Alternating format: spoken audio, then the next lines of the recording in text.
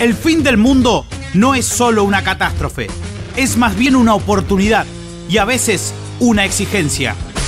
Acá, en el fin del mundo, donde el diablo perdió el poncho, donde todo parece que termina y no tiene solución. Acá, donde pueblos pueden encontrarse para crear un movimiento nuevo, un plan para resucitar. Desde acá, un polo para dar forma a la fuerza y las palabras que sirvan para atravesar y transformar el fin del mundo en un recomienzo.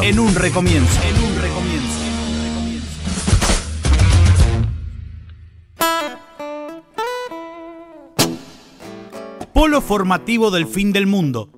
Episodio 2. Francisco y el desafío de recomenzar. No se trata solo de Francisco, se trata de Francisco como factor. Por lo tanto, de una intervención sobre Francisco.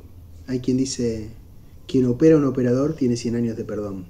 A los planteos de Francisco hay que responder con otra operación. El primer punto de esa operación es dejar de ver la figura, el héroe, el líder, y ver lo que dice y ver qué quiere operar. Para eso hay que separarlo en sus distintas dimensiones y trabajar sobre ellas. Ver qué vectores de las cosas que plantea, dice, hace, gestualiza y propone Francisco pueden servir para construir un proyecto de transformación y otra manera de vivir de nuestras sociedades y de generar un momento civilizatorio nuevo.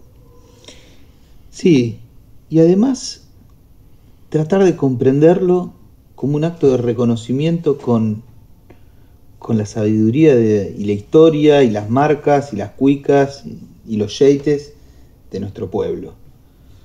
Porque un poco mirar a Francisco y entender cómo uno de los nuestros, uno que nació y vivió en Flores, comió pizza en la avenida Corrientes, fue al Luna Park, vivió en Córdoba y caminó en los barrios, por varios lados. Y fue una figura controversial, como es controversial nuestra historia. Exactamente. Y fue protagonista después también de la discusión política en la Argentina. Llegó a estar en el centro y a cargo de la conducción de la institución que da origen a Occidente. Tal cual. Y ver ahí qué lleva Francisco desde este pueblo a ese pueblo tan singular que la Iglesia se autoconsidera o de algún modo es un resto de pueblo llamado a transformar los pueblos, ¿no? Eso es, que guarda algo de lo que los pueblos pueden ser. Después la institución se pervierte, se cristaliza, por eso es una institución y por eso sucede eso. ¿Qué lleva Francisco? Lleva otras maneras de entender qué es la transformación. O por lo menos eso se puede ver en lo que él lleva. Que son formas diferentes, desviadas, discordantes, quizás, de lo que el centro piensa que es la transformación. Todas las formas de los pueblos son discordantes, pero podríamos decir que Argentina, por su lugar semiperiférico, un poco convulso, un poco inclasificable, también por ser receptora de muchos pueblos, tiene ahí algo para poner en el centro, ¿verdad? Otra manera de entender qué es el cambio, qué es la conversión, qué es la construcción de un mundo diferente. Y en eso, esta hipótesis, o estas hipótesis de transformación que tiene el Papa, al mismo tiempo encuentra frases tan disonantes con lo que puede ser una hipótesis de transformación social, que es respecto a la naturaleza del mundo. Francisco una vuelta dijo, el mundo no es un problema a resolver, sino que es un misterio gozoso. Hay algo ahí de la vitalidad, hay algo ahí del goce, la vida, de la hora, de la felicidad ya, del sentido y de un gran desafío, y de la dignidad. Y un gran desafío al paradigma técnico-instrumental, el que quiere resolver problemas y que por otro lado en las periferias solo ve un problema a resolver, ¿no? Porque eso que es el mundo se exacerba en la periferia. ¿Por qué el mundo es un problema a resolver? Porque hay algo que no entra y es periférico. Y entonces este hombre de la periferia lleva otra mirada sobre la que la periferia puede ser. Y entonces, ahí cuando uno empieza a escarbar un poco y tratar de esquematizar para comprender, y uno puede decir que el pueblo aparece continuamente en Francisco como el sujeto de la historia. Que hay algo del protagonismo, a mí me gusta mucho decir el protagonismo de los pueblos, porque es el modo en el cual, en una entrevista del 2014, por ahí, al diario El País de España, le explica Francisco Jorge Mario Bergoglio cuál es la diferencia entre los populismos de América Latina y los populismos de Europa. Y dice que la acepción y la concepción que hay sobre el populismo en América Latina, que son momentos en los cuales el pueblo fue protagonista. Y automáticamente se la mandó a aclarar al ángulo, porque lo que está diciendo es que lo que hay es un momento en el cual los hombres y mujeres mayoritarios que vivían en la periferia tuvieron la posibilidad de pensar un camino autónomo, ¿no? Un momento de darle rienda suelta o encontrarse más armónicamente con el gozo. Hay una expresión que Francisco usa bastante, que es como una variación y al mismo tiempo una mediación y al mismo tiempo un encendido de los pueblos son protagonistas, que es una propuesta que él hace, que dice, se le hace a los movimientos, también se le hace a los jóvenes, en el fondo se lo hace a todos, pero aquello que me parece que él ve entre los actores, los más vivos o los que más hay que vivificar, y les dice, sean poetas sociales. Y ahí hay como una síntesis entre lo que hay que ser y lo que hay que decir, porque el poeta debe decir, debe cantar, debe nombrar. Y finalmente un papa trabaja de poner palabra, ¿no? Ese es su lugar.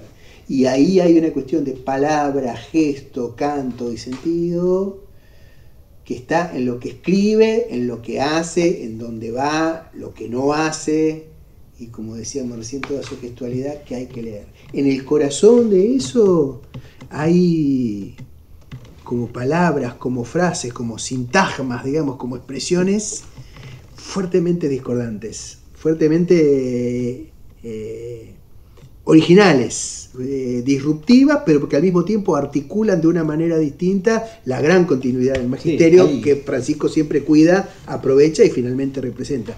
Los 4 principios de los que habla la Evangelii Gaudium hablan de eso. Es que hay un pulso, hay una decisión, ¿no?, de hacerse cargo también de este quilombo universal. Hay una decisión de protagonizar la salida, también usando frases. La resurrección, podría decir ahora en pandemia. Exacto, pero protagonizar la salida, que se lo pone también en ese mismo mensaje. Y eso es lo que son los 4 principios para la construcción de un pueblo, que está en el primer mensaje que manda la Iglesia internamente. Es programático. Es el mensaje programático, es el mensaje hacia adentro. Evangelii Gaudium, ¿no? Laudato Si es la encíclica social, pero el programa está en Evangelii Gaudium. Laudato Si es cuando le habla al mundo. Evangelii Gaudium es cuando habla hacia adentro de la Iglesia, le habla a la tropa propia. Y ahí hay una decisión, pero que busca enviar un mensaje como criterio general. Hacia adentro, y no hay que olvidar y hay que volver a reforzar algo sabido, pero ubicarlo en esta reflexión, que ese mensaje va acompañado de una indicación central que es ponerse en salida. O sea, es un mensaje hacia adentro, pero es salgan. Exactamente. El mensaje hacia adentro es salgan. Ahí hay un típico gesto total francisquista, ¿verdad? Un típico gesto de Y los 4 principios, que son: la unidad prevalece sobre el conflicto, el tiempo superior al espacio, la realidad es más importante que la idea y el todo es superior a la parte. Lo que está poniendo también son 4 criterios de discernimiento para poder avanzar con decisión en salida, como decís.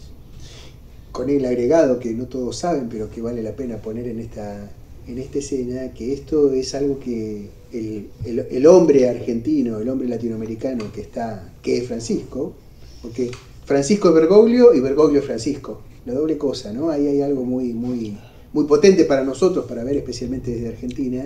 Estos 4 principios están en la historia de este hombre como reflexión, y su origen es un suceso de nuestra historia y una misiva, una carta de Rosas a Facundo Quiroga, en un momento traumático de nuestra historia, donde lo que se está decidiendo es si nos constituimos como actor, como pueblo, como sociedad, como país, como entidad. Y entonces ahí hay algo que viene de lo más desgarrado de la historia de un pueblo periférico a estar en el corazón del magisterio pontificio, en el magisterio papal de la Iglesia Católica en el inicio del siglo XXI. La carta de la hacienda de Figueroa que le manda Rosas a Facundo y que termina con sangre. Es impresionante. Y eso, lo más interesante es que es una lectura que se hace de esa carta y en el cual se extraen de ahí, que son las recomendaciones, ¿no?, de un dirigente a otro respecto a cómo manejar un conflicto de frontera. Sí, o cómo solucionar un problema irresoluble. Exactamente. Y entonces esos 4 principios son realmente para pensar cualquier institución, cualquier trayectoria, cualquier construcción, criterios de discernimiento que pueden ayudar mucho. Y se insertan en un momento donde la institución que Francisco conduce, que podría ser ejemplo de cualquier institución, porque todas las instituciones están en crisis, sufre un desgarro interno, y donde también el mundo sufre un desgarro interno, y donde el paradigma que sustentaba ese mundo también se rompe, ¿no? La crisis civilizatoria, y Francisco ahí también hace una operación al nombrarla de otra manera, al nombrar un agotamiento, y por ejemplo a decir, estamos viviendo la Tercera Guerra Mundial en cuotas, que es no mencionar una catástrofe y una inflexión, pero al mismo tiempo ponerle todo su dramatismo y mostrar un agotamiento, que después en otro registro plantea muy fuertemente, haciendo en Laudato Si una síntesis de la versión de la crisis global que hay en los países centrales, que está muy sobredeterminada por el problema ecológico ambiental, con un planteo claramente periférico latinoamericano y argentino, que es el grito de los pobres, la cuestión social. Hay algo que también es muy significativo o elocuente de esta decisión de exponerse en salida y de ir ungido a las multitudes, ¿no? Lanzarse, ya no más desde una lógica de la cristiandad, de que todo el mundo conocido profesa la misma fe, sino ya en un mundo pluricultural, plurireligioso. Vamos a aclarar que Ungidos para ir a las multitudes es el título de una de las homilías más importantes de Francisco, muy significativa, hecha en una Semana Santa. Exacto. Y en eso pienso en la encíclica Laudato Si, que es 2 cosas. Por un lado, la encíclica más citada, la encíclica de la Iglesia Católica más citada en papers académicos, o sea, por las universidades no pontificias, sino las universidades laicas, estatales, o privadas, pero laicas. Y eso habla también de un registro de a quién interpela cuando le habla a la comunidad internacional o al mundo, ¿no? Va a buscar afuera. Después está el plano del diálogo interreligioso, ¿no?, en torno al cual el tema del cambio climático, el tema de la agenda ambiental, es un punto siempre de acuerdo con las grandes religiones. Pero en ese punto también pensar que esa encíclica, la Laudato Si, es también la única, o la primera de las encíclicas que comienza, ¿no?, y cuyo título no está en latín, sino que está en una lengua romance, en una lengua popular. O sea, en las palabras de la gente de a pie, como es alabado sea mi Señor. En un cántico desbordado. En un cántico desbordado. No empieza con un dogma ni con una afirmación argumental, sino con un plus de gozo, justamente.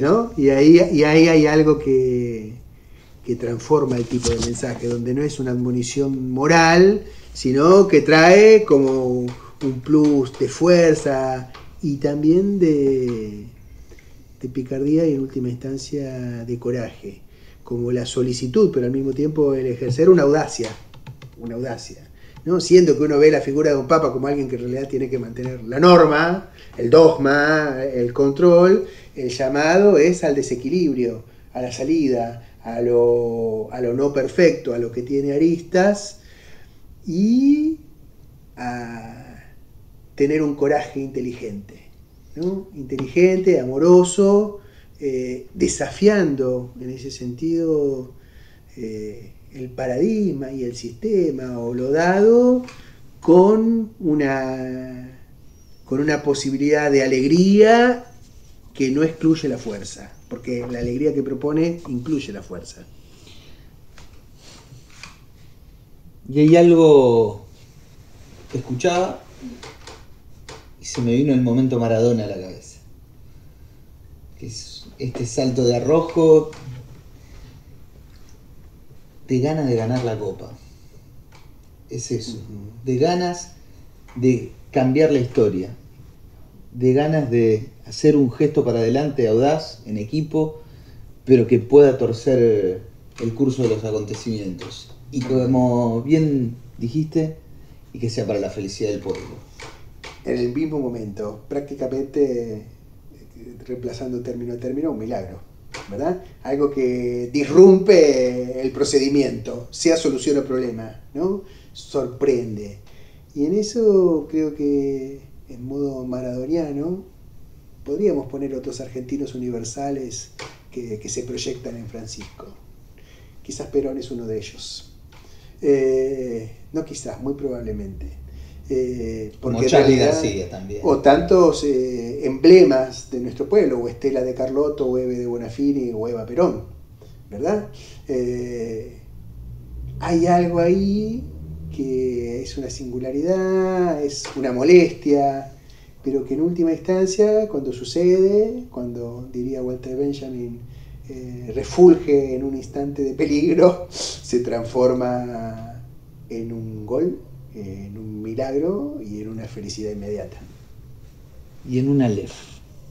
En un punto de partida, ¿no? Y que en conjuga todo, recapitula. Porque en algún punto los trasciende, a todos juntos. Exactamente, pero al mismo tiempo los trasciende no por mera ruptura, ni vanguardia, etcétera, no, porque los recogiendo hasta el último, ¿no? En un gesto de catolicidad, en el para todos de la salvación y de la transformación. Y para eso se necesita que la audacia sea virtud. Polo formativo del fin del mundo, episodio 2. Francisco y el desafío de los cuerpos.